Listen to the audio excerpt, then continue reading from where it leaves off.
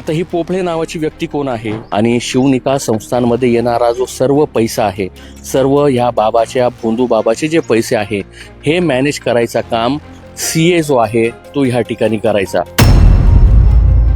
ज्या ठिकाणी नगरच्या ज्या व्यक्तीने केलेली होती त्यामध्ये असं म्हटलेलं होतं की मी बाबाला चेक स्वरूपात पैसे देऊ करत होतो, मात्र बाबांनी पैसे हे रोख स्वरूपात मागितले.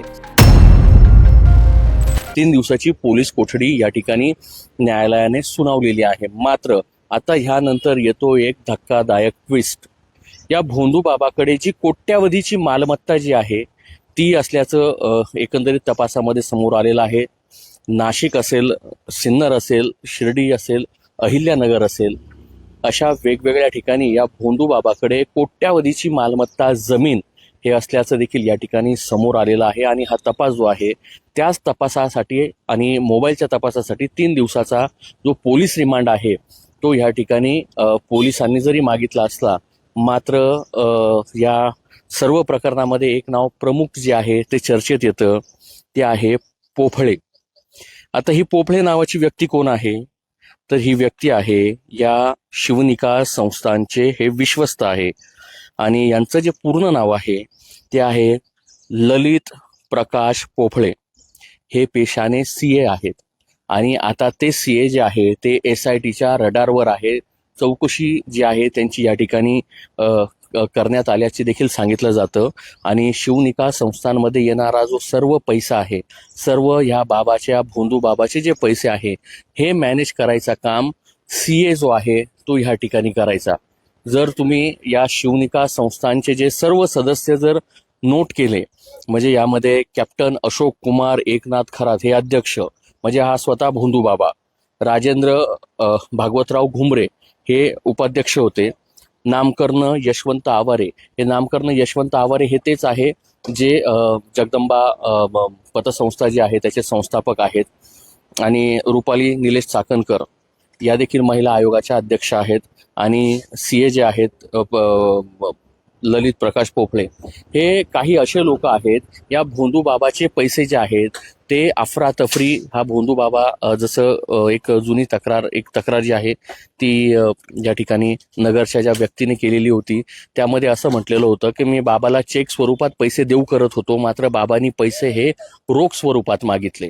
याचाच अर्थ का हे सीए जे आहे या भोंदू बाबांचे पैसे वेगवेगळ्या ठिकाणी इन्व्हेस्टमेंट करायचे, इन्व्हेस्टमेंट दाखवायचे आणि त्याच्याच माध्यमातून हा भोंदू बाबा जो आहे तो कोट्यावधी रुपयाची मोहमाया या ठिकाणी जमा करायचा.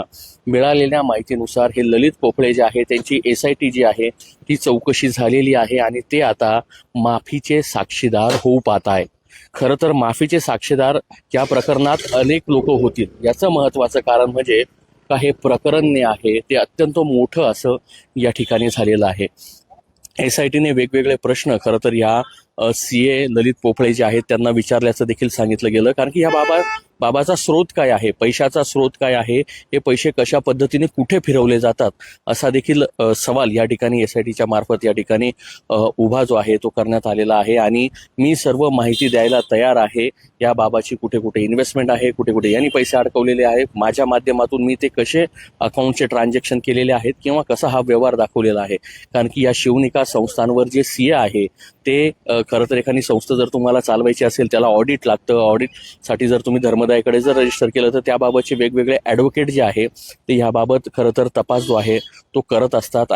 जी फाईल ऑडिट फाईल असेल किंवा त्या संस्थेचं सगळं हिशोब कितोब हा ॲडव्होकेटच्या माध्यमातून देखील ठेवले जातात. मात्र या भोंदू बाबाने जे आहे थेट एका सीएची या ठिकाणी नियुक्ती केलेली होती. आणि हा सीए जो आहे, जसं तुम्हाला माहितीच आहे का, इन्कम टॅक्स असेल, IT रिटर्न असेल, या सर्व गोष्टी भरण्यासाठी सीए अत्यंत महत्त्वाचा असतो.